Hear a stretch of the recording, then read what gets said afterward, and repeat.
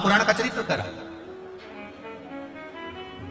जिस समय पर संतान की प्राप्ति नहीं होती या किसी कारण से हमारे यहां वंश की वृद्धि नहीं होती, तब देवादिदेव महादेव की आराधना पारिजात के फूल से करी जाती है। अब उस पुष्प को चढ़ाने का एक तरीका है, जरा ध्यान दीजिएगा। पंचपुष्प शिव महापुराण की कथा आप लोग सुनने के लिए बैठे हो, बड़ी आस लगाकर बैठे हो, उसको समझिए। पारिजात का जो फूल शिव जी को चढ़ता है, भगवान देवादिदेव महादेव को चढ़ता है, जैसे ये शिवलिंग है, मान लो ये शंकर भगवान का शिवलिंग है, ये जलाधारी है, ये जल नीचे गिरने का स्थान। आप लोगों ने पहले कथा सुनी है ना सबने, आपको सबको मालूम होगा। वंश वृद्धि के लिए, कार्य सिद्धि के लिए, वैभव प्राप्ति के लिए या अपने हृदय की सुख समृद्धि के लिए, संतान प्राप्ति के लिए पारिजात हार श्रृंगार के फूल की शिव जी को आराधना होती है। हार श्रृंगार का जो पुष्प होता है, अशोक सुंदरी वाली जगह पर हम पारिजात के पुष्प को समर्पित करते हैं। उसकी डंडी का जो मुख है वो शिवलिंग की ओर होता है जब अपना सुख सुंदरी पर चढ़ाते हैं, और फूल का मुख इधर होता है। वापिस उसी पारिजात के पुष्प को उठाकर हम माता पार्वती जी के हस्तकमल पर, जो गोल हस्तकमल है, वहां समर्पित करते हैं। उस जगह पर माता पार्वती जी की ओर से जो पुष्प समर्पित किया जाता है, उसकी डंडी पारिजात की हमारी ओर होती है, पुष्प का मुख महादेव की ओर होता है।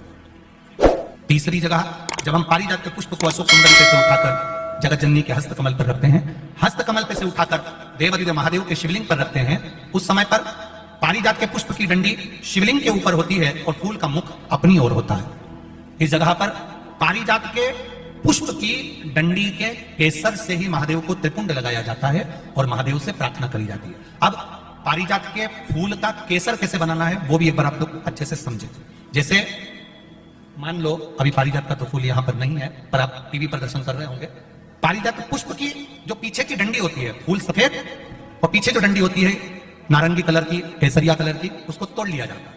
तोड़कर ऐसी 25-50 फूल की पीछे की डंडी को तोड़कर उसको रख दिया जाता है। उसको धूप में नहीं सुखाते, केवल घर में उसको एक कटोरी में या थाली में रख दो, वो धीरे धीरे सूख जाएगा। सूखने के बाद उसको पीस लो, पीसकर उसका चंदन तैयार हो जाएगा पारिजात फूल की उस डंडी का। और जिस समय वंश के लिए, सिद्धि के लिए, कार्य सिद्धि के लिए या वैभव प्राप्ति के लिए हम पारिजात का पुष्प देवादिदेव महादेव को समर्पित करते हैं, उस समय इसी को पानी में घोलकर देवादिदेव महादेव को जब आप लगाएंगे तो जैसे केसर घुलती है, केसर का जैसे कलर होता है, केसर जैसी सुगंध करती है, वैसे की वैसे ही ये पारिजात की जो डंडी आप लोगों ने सुखाई है, वही डंडी का जो चंदन बनाया है, शिव जी को लेपन करा है, उस समय पर अपने हृदय की बात आपने जो देवादिदेव महादेव को कही है, बस वही सुगंध हमारे जीवन में आना प्रारंभ हो जाती है। वो पारिजात हार श्रृंगार।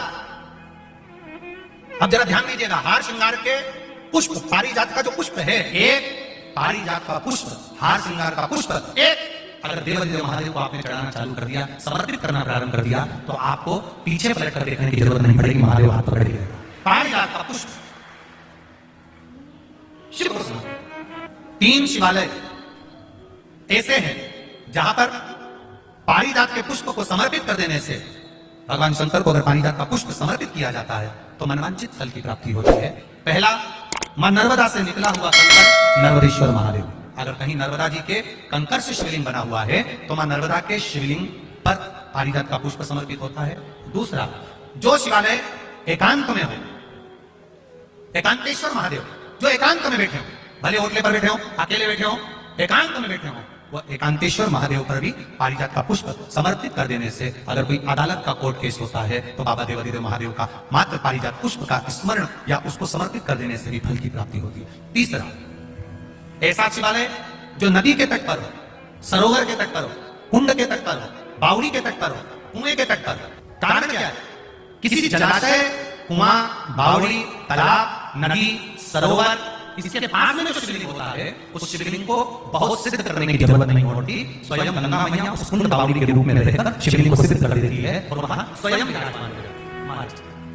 वहां पर भी यह हार श्रृंगार पारिजात का पुष्प शिव को समर्पित किया। 3 जगह ऐसी है जहां कभी मौका मिल जाए और तुम्हारे पास में पारिजात का फूल हो और कहीं तुम्हें मिल गया, तुमने आज्ञा ले ली, हम ये पुष्प ले लें क्या, और लेकर आपने चढ़ाया है, तो उसका फल जरूर मिलेगा।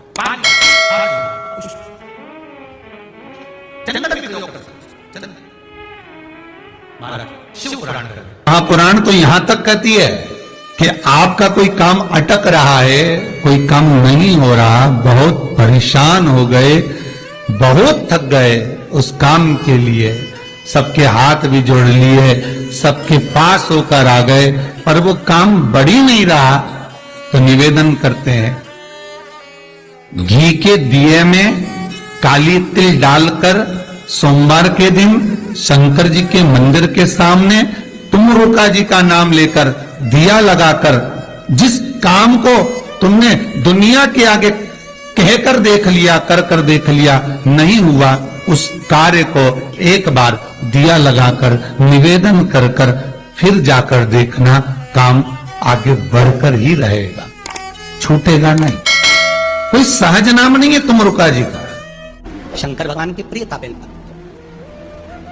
पहले भी कथा में कहा, फिर कहते हैं, जिस व्यक्ति के जीवन में धन, संपदा, वैभव, सत्ता, लक्ष्मी की थोड़ी भी कमी दिखती हो, उसको बेलपत्री के वृक्ष का पूजन चालू कर देना चाहिए।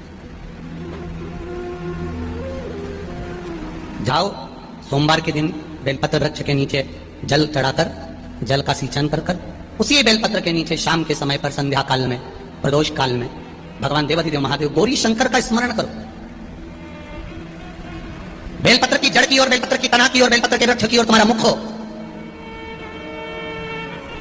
कोई आसन नहीं, कोई आसन नहीं, केवल बेलपत्र के वृक्ष की ओर तुम्हारा मुख हो। जहां बेलपत्री का वृक्ष है उसके नीचे बैठकर, उसकी छाया में, उसकी ओट में पंचाक्षर मंत्र नमः शिवाय, या फिर षडाक्षर मंत्र ओम नमः शिवाय, या फिर श्री शिवाय नमस्तुभ्यम का स्मरण कर अपने हृदय की बात गौरी शंकर से, महादेव से कहे।